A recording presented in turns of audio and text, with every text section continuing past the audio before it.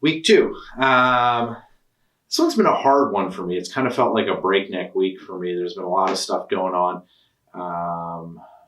I've been, like, the weekend was wildfire for me, and I had a couple really big things happen in kind of two different spaces, and I've been dealing with them. One of the things I've been thinking about is how I'm reacting to stressors and influences in my life in a different fashion now than I was before. And you know, you guys know I lead a pretty large organization as the president, and over the past year or so, a lot of things have changed in my life, and a lot of things have happened, just like having the gravel lot and doing the stuff with John, and it's really changed a lot of my perspective and a lot of the things I'm working on.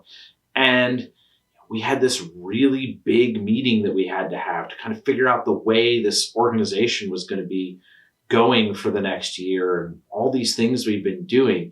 And I was getting in my own head about it a lot and thinking about how I wanted things to be and where I wanted to take things and how I was going to try to make these certain things happen. And I was trying to play all these scenarios and how I can make this piece happen or change this piece or do this because this is my vision of what it wants to be.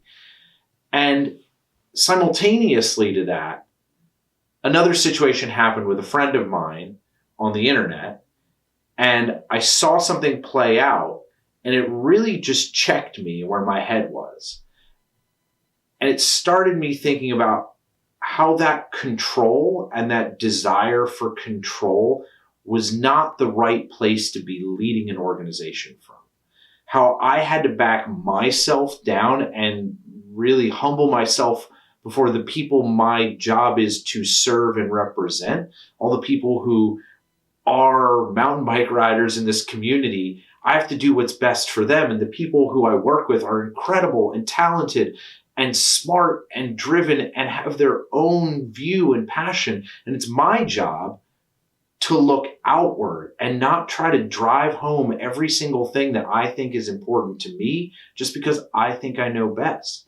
It was amazing to see someone in a different space take someone and deal with a person who had taught me that lesson over a year ago and put it in perspective for me, like, yo, dude, you're doing the same thing you swore you weren't going to do in this place. And it checked me before I went into this meeting and got me really thinking about what I needed to be doing to serve the people in the best way that I can. So I think this week what I've been thinking about is how am I reacting to the influences and the pressures of what I think people are doing or what I see going on around me, and how I'm either knee jerking or behaving out of like a muscle memory, like I talked about last week, of this is how I treated things before, because it's not going to serve me well. And ultimately I like took a moment and I got myself gathered up, and what I was able to do is I think have a really awesome, productive meeting with a bunch of people I really respect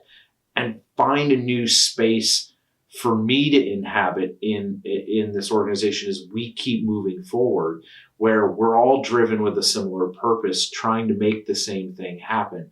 And I really credit my friend for unwittingly giving me this moment of clarity to like check me where I was headed down a wrong path about my own ego and my own head and my own brain putting things in the world that didn't need to be there. So I'm feeling kind of humbled, and I don't really know what else to explain this week about that. It's kind of weird and esoteric, but that's kind of been my week and mostly my weekend. And that's kind of the stuff I've been thinking about this week. So keep yourself in check.